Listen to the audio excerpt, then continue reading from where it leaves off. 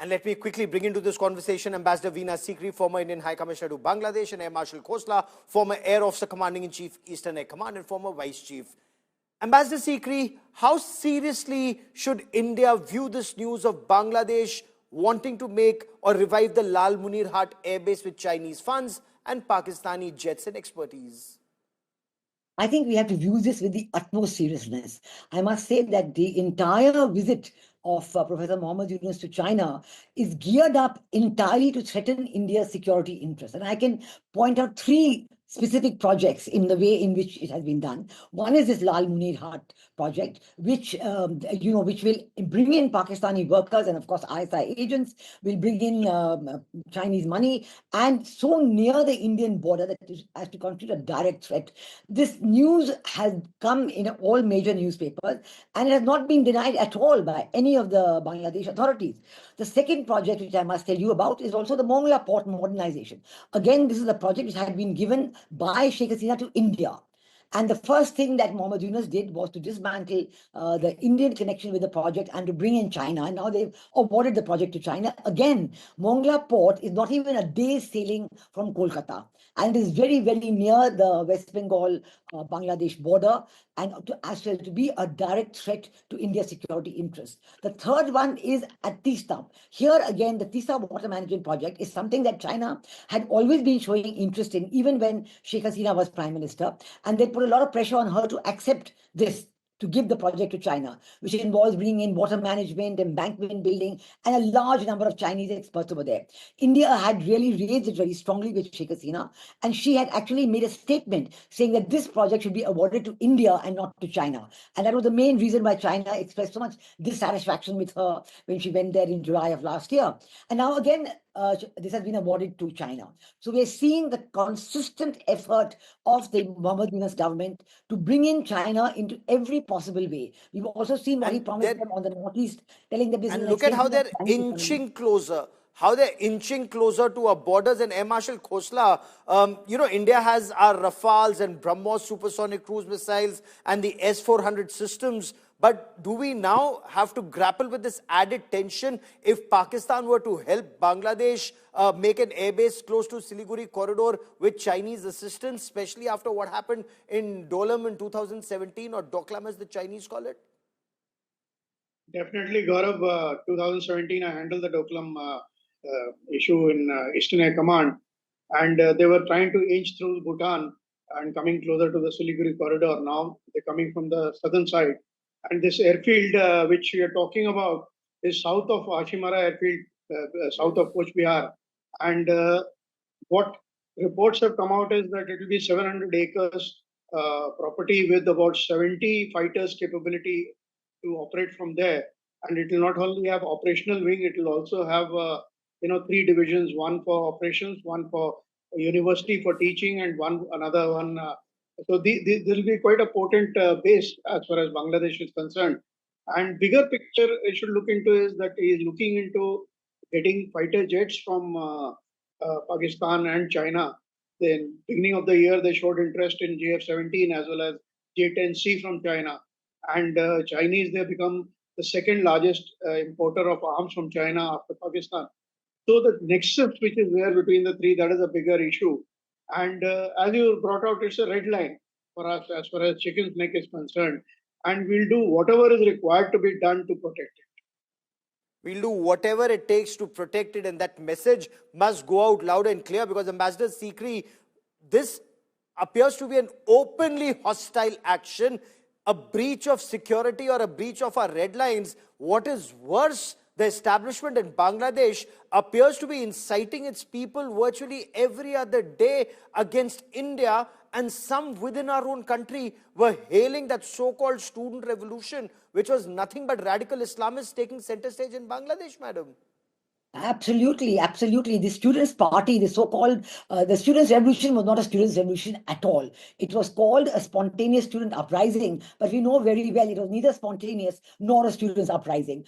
And the students were really the Islami Chhatra Shibir members, who were the youth wing of the Jamaat-e-Islami, which is now the real power behind the throne of Muhammad Yunus.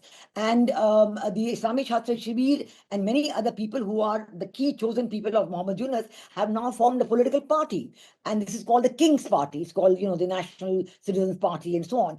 And one of the leaders of this party, Sarjis Alam, has just today put out a tweet calling for the overthrow of Prime Minister Modi. So they are getting, as you rightly say, more and more anti-Indian, more and more vicious every day. And they're doing it deliberately. They're doing it because they want to incite their own people into a kind of an anti-Indian frenzy and to not let them think in any way about a peaceful, prosperous, and good neighborly relation between India and Bangladesh. Our Prime Minister had made it very clear in his discussions with Professor Mohammad Yunus in Bangkok and in the tweet he put out later, that we are prepared for a constructive, people-to-people oriented relationship with Bangladesh. But Chief Advisor Yunus just does not want that at all. And in addition to all of this that we're talking about is the continuing attacks on the Hindu, Christian, and Buddhist minorities. This has now become a silent terror. In fact, it has become so vicious that there are now silent arrests taking place. They don't come in the media at all. Nobody can report them because the media is completely gagged. And we do not get any of this news in the media. And nobody dare report about it. Chinmoy Das, who was the leader of the Hindu and Christian and Buddhist minority and had proposed an 8-point demand, he's been thrown into jail. And there's not a single trial for him, nor any bail for him. In fact, it was taken up. And again, Mohammad Yunus, I believe, told our Prime Minister that he's going to personally look into this case. But we know he made a similar promise in August of last year, and nothing happened after that. It just became worse and worse and worse, and it continues. So I think this genocide, this ethnic genocide that is going on in Bangladesh very quietly, completely away from the media, and anything that comes in the Indian media is called propaganda. So I think it is absolutely shocking. It's time we call them out on this. I think it's time we call them out. We know that even in the UN Human Rights Absolutely. Commission, the complaints have been made. Absolutely. No, we'll call a spade because we know what is happening on ground. Even if people out down in Bangladesh are very apprehensive about reporting facts because otherwise these radical Islamists would neutralize them. But Air Marshal Khosla, India would often wargame and has wargamed a 2.5 front situation.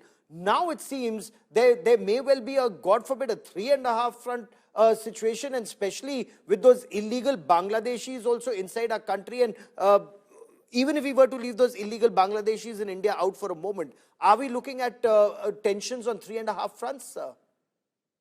Yeah, I won't call it 3.5 front, Gaurav. Actually, I used to call it 3 front, taking the internal issues which we have, the insurgencies which we have in 3 areas. So that is the third front. But you're right. When we talk about 2 fronts, we take into account this Chinese strategy which it uses of string of pearls and salami slicing, and third is the cabbage strategy. Cabbage strategy is the enemy you in layers you surround it and then try to reinforce your views onto or your ideas onto the country. So these are the strategies which you use. And when we do wargaming and other things, we do take into these consideration. And but it is definitely a challenge, and all the countries which are neighboring countries are slowly trying to experiment and trying to with China and trying to go with China, which is a nuisance for us. And obviously, it will become a challenge for us. What are countermeasures that India must effectively put in place is something that perhaps we may not discuss in public domain, but has to be actioned as quickly as possible, because Ambassador Sikri, what India should be very concerned about is those illegal Bangladeshis in our country, because they're not restricted to any one pocket or any one, locality of, let's say, the Bengal Bangladesh border or the Assam Bangladesh border. They've percolated along the length and breadth of our country, and God forbid, could create trouble. The illegal Rohingyas did near the Sanjuan military air base when there was a terror attack there in Jammu. Absolutely. This is really an internal threat caused by the persistent illegal immigration from Bangladesh over decades. And I think that we have to take much stronger action to push these illegal immigrants out. There has been some action initiated on this in Delhi and some other cities. We've seen in the 10s and 20s people are being picked up and deported. But I do not know how strict this is, because very often they are deported, they come right back. from the border when they handed over to the BSF or then to be handed over to BGB. So this, I think, needs a very, very strong action because this group of illegal immigrants in India is a fourth front for the Bangladeshis and the Pakistanis in India. I saw this in action when I was there when Khaleda Zia was the Prime Minister and Jamaat-e-Islami was in her political government as an alliance partner. And they were doing this at that time. They were coming in and creating sleeper cells in India and then activating the sleeper cells at their own will. And every terrorist attack in India at that time had a Bangladeshi footprint because it used to happen through Bangladesh. I think they're trying to repeat that pattern once again. And it's really a major internal threat which we have to tackle because it's like the underbelly of India. It's a very weak spot that we have to tackle very carefully. Otherwise, it can prove very dangerous for us. There is the Rohingya threat also because with the Rohingya threat comes the drug smuggling threat, the Yaba tablets and so on, which are coming into India now in a much larger way in the northeastern. We'll have a longer discussion on this. Air Marshal Khosla and Ambassador Sikri for joining me here on India Today. Many thanks. And this comes at a time when the Union Home Minister Amit Shah in Parliament said that West Bengal government is yet to allocate land for fencing of the India-Bangladesh border, for either fencing or building border outposts. And this brings the situation when you have enemy virtually at the gates. The center and the states have to be on the same page to tackle the threat that India faces and not just some state or some party. We'll track that story very closely. That's all I have for you on India First this evening. Many thanks for watching.